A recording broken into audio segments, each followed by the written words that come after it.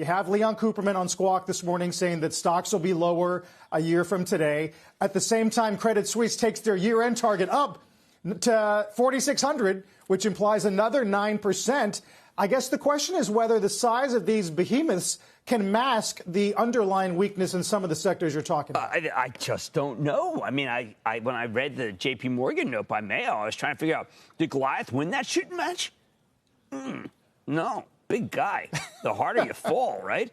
I look at, yes. Every day, like today's Palladium Day. I mean, there's always somebody's got some quantity, some good that is going up in price. I mean, if you're a home builder, and those stocks have been terrific, they're paying so much for lumber. They had to switch from copper, of course, to go into PVC.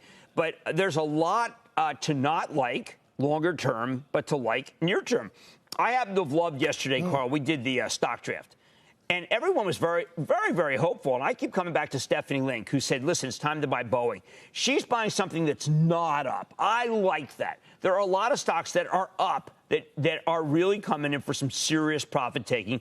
Then there's a whole other group, Carl, that no one wants, and that's the household products. Do you see Clorox? Holy cow, you want to drink some Clorox after you see those numbers. Yeah, we're definitely going to get to CLX. They do cut their guide. On what else, Jim? Higher. I mean, we kind of thought the problem going into these prints was going to be lapping last year's incredible comps, but for Clorox, it's about higher input. Right. You listen to a company, and I happen to like Chevron. I think it's the best of the oils, and they lost $300 million on Superstorm Uri. The more I hear about Superstorm Uri, I realize that was a seismic event for a lot of companies, whether it be chips. Because they had a lot of auto chips made there, whether it be anybody that uses plastic. And all of these companies, maybe it is going to be temporary. I know that Jay Powell has to just shut us off for the next 3 months. Not that I want him to do that, but because we're just going to hear too many things which basically say it's out of control right now. And the numbers aren't being made. Clorox, by the way, I thought it was a little ill-advised that they focused on commodity because they had to take a big write-down on vitamins on the same day that Nestle's paid up big for a vitamin company. So that was just ironic ugliness. We'll do more. I'll have Clorox on tonight. Clorox is a great company, and it's had... But look, it was up against where we all thought that if you wipe surfaces, you don't get COVID. We didn't realize that it was from talking to each other about wiping surfaces that we got COVID. Right. And no surprise, organic sales of Clorox down 1 as we see sort of that shift in mentality regarding hygiene. Jim, I guess the counter argument to all of this would be, I see Jefferies, for example, is looking for a 2 million print on jobs for April.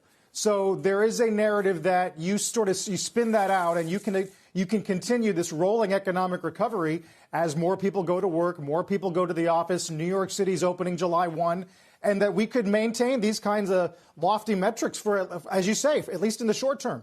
I think this July 1 date is going to be very interesting because I think that New York will be a magnet for tourists.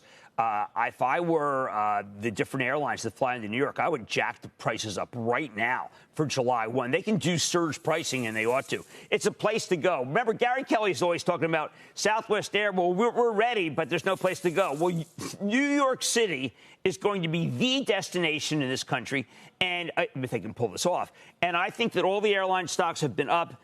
Let them take some profits and then go right back to them. Because a reopening of America, same thing with the cruise lines, reopening America. Let's not lose sight that there's a huge amount of money here, and you're going to reopen America. You're going to go on to Google. You're going to look at the travel breaks, and you're going to buy. Airbnb, another great one. I see so much to like after the sell-off. And the sell-off's almost manufactured, Carl. It's an end-of-the-month sell-off, and it's a sell in May. It's just trying to beat sellers. And there's really nothing to this sell-off. What is it? Is it Chevron? Is it Exxon? No, they're no longer major companies. There was nothing that stands out to me as a reason to sell other than the drug stock. So I think it's almost by road. I got up this morning at 3:15, and it said today's going to be down.